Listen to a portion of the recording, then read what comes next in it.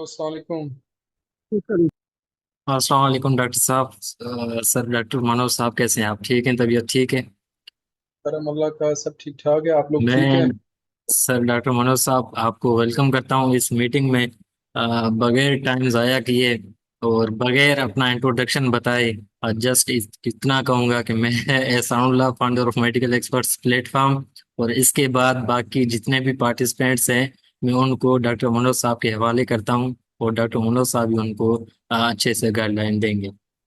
जी तो जी, thank you, बहुत शुक्रिया। जी 100 पार्टिसिपेंट्स ही ज्वाइन कर सकते हैं, लेकिन मेरे पास बड़ी ज़्यादा क्यूरीज हैं कि सर हम भी ज्वाइन करना चाहते हैं, तो आपको फिर यहाँ पे पैकेज देना होगा ज़्यादा स्टूडेंट्स को ज्वाइन करवाने वाला।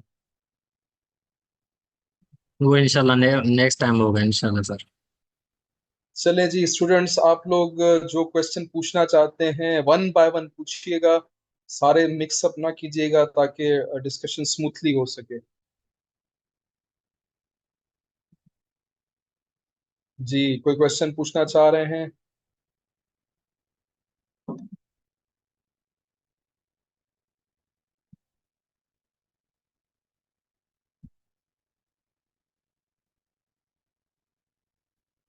Hello.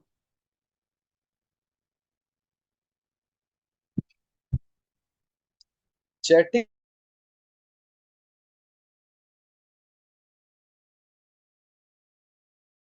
Sir it would be better अगर जो स्टूडेंट्स हैं वो कमेंट करें, मैं आपको वो कमेंट्स बताता जाऊंगा।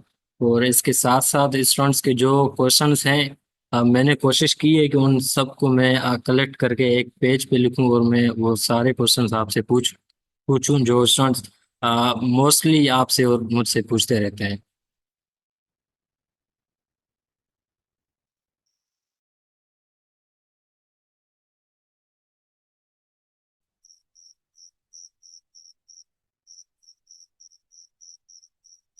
तो सर स्टार्ट करते हैं। सर सबसे जो पहला क्वेश्चन जो मैंने रखा है इस मीटिंग में, इस सेशन का हिस्सा है, वो ये क्वेश्चन है कि स्टूडेंट्स जो हैं उनके कितने मार्क्स होने चाहिए कि वो प्रिपरेशन अपनी स्टार्ट करें, क्योंकि ये एक बेसिक क्वेश्चन है।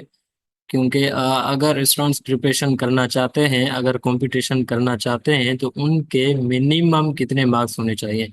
रिसेंटली 2 से 3 दिन पहले मुझे काफ़ी स्टूडेंट्स के मैसेजेस आए थे कि हमारे मार्क्स कम में, इवन के 600 तक भी, राउंड अबाउट 700, तो वो कैसे कर सकते हैं? तो इसी हवाले से आप काइंडली गाइड करेंगे कितने मार्क्स होने चाहिए तो एक स्टूडेंट प्रिपेयर करे अपने आप को एमडीकेट के लिए।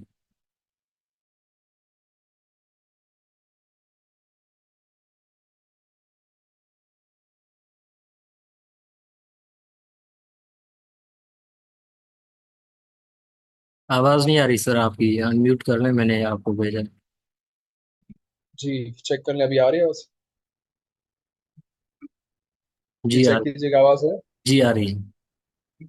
जी, यहाँ पर दो बातें हैं इस नंबरों के हवाले से। पहली चीज ये है कि पीएमडीसी कितने मार्क्स वालों को अलाउ करेगा, एलिजिबिलिटी क्राइटेरिया जो पीएमडीसी का है वो क्या है।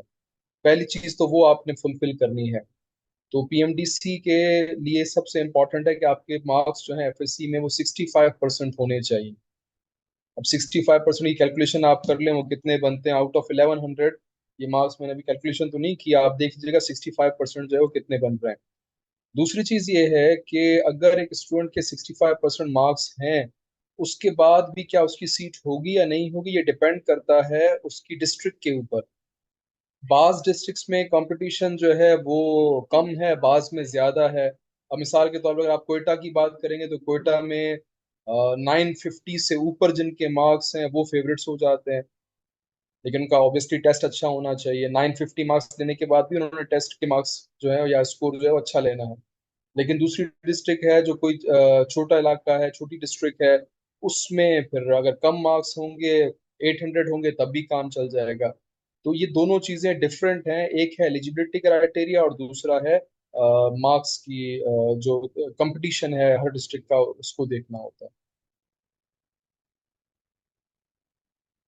ठीक सर, ये बेहतरीन हो गया। सर एक और मोस्ट इम्पोर्टेंट क्वेश्चन है, और जो अनाउंसमेंट भी होगी पीएमडीसी की, तो राइट नाउ जो स्टूडेंट्स हैं उनके पास टोटल 64 डेज हैं।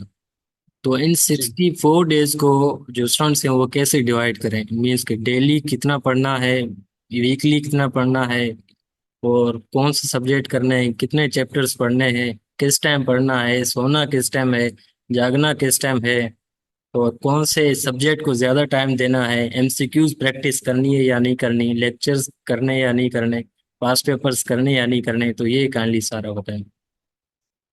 ऑब्वियसली ये बहुत सारे क्वेश्चंस हैं जो डिफरेंट स्टूडेंट्स के माइंड्स में आ रहे होते हैं। अब सबसे पहली चीज ये है कि 64 डेज बहुत बड़ा टाइम पीरियड है। स्टूडेंट इसको बहुत कम समझते हैं, लेकिन ये